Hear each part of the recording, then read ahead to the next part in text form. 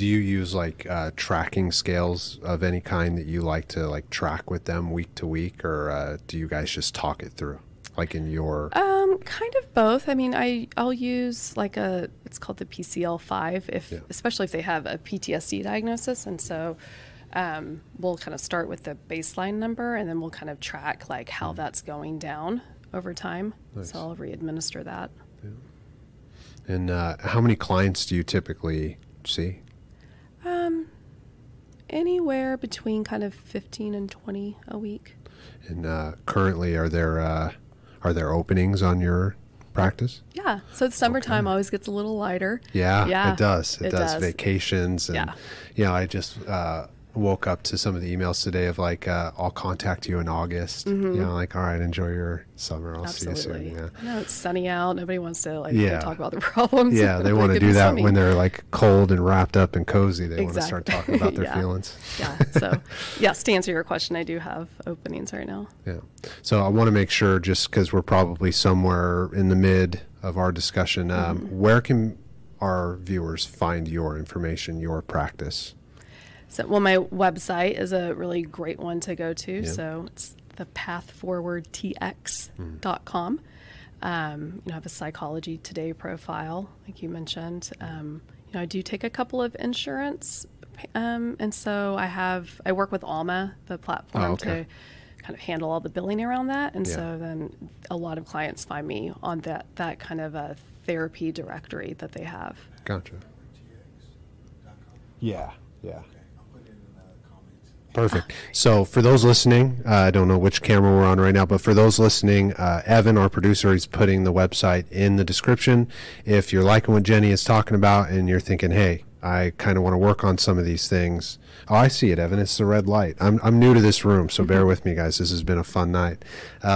You'll see it in the description, and you can just click right on it. It'll take you to Jenny's website, and I'm sure right on there, just as I navigated it when we were first chatting, you should be able to find all the clickable places if you wanted to set up an appointment. So. Yes, absolutely. And there's even a whole EMDR page on there where people can read more about it if they want to. Yeah, very cool. So what's next for you, just kind of in your career, and where you kind of see things going for you? I'm really trying to kind of expand my practice to where I'm offering more supportive services. Yeah. That's maybe kind of adjacent to therapy. So wanting to start incorporating more yoga. So I've got my yoga teacher training. So wanting to offer that with clients, whether they're wanting to kind of extend a session and do some yoga in the session, or just accessing maybe some yoga videos that I've made that are kind of targeting like specific things. Like if I'm feeling anxiety, okay, well, this is a yoga sequence that I created that's to help manage anxiety, or the opposite, like depression, things like that. Then I'm also working on creating some mindfulness courses and workshops. Yeah. So hopefully clients can come in. I talk a lot about mindfulness and, some meditation. I know that's not for everybody, but just the idea of trying to be more present in the moment. But that takes practice, and it's a skill that you have to develop. And so trying to create some workshops around that where clients can kind of take a course on how to do that.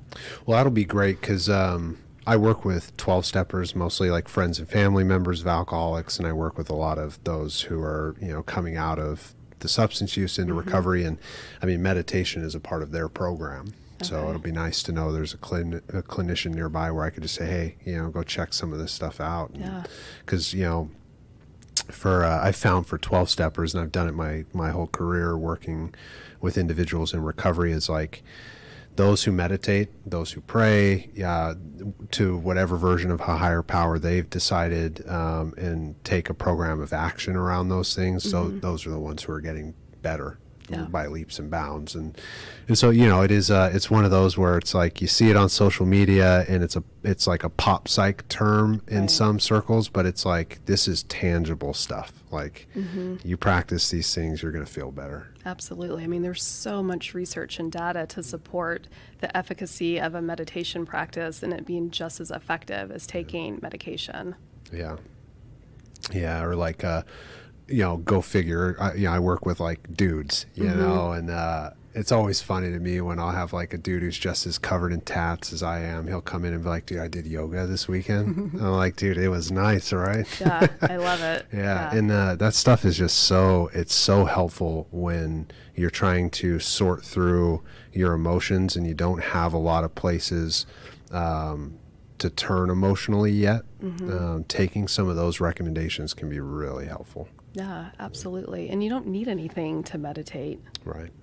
I mean, well, maybe you need a phone or something to listen to a guided meditation if that feels more supportive for you in practicing, but you can just meditate without that as well. I teach my clients when I'm trying to introduce that to them is just doing a simple one around like you're just anchoring to your breath. And so that's your focal point. Yeah. It's just your breathing, and you don't have to necessarily alter your breathing. It's just noticing your breathing. And when your mind wanders away, and it's going to wander away, not kind of judging yourself for that, but when you notice that that's happened, just circling back to the breath. Yeah.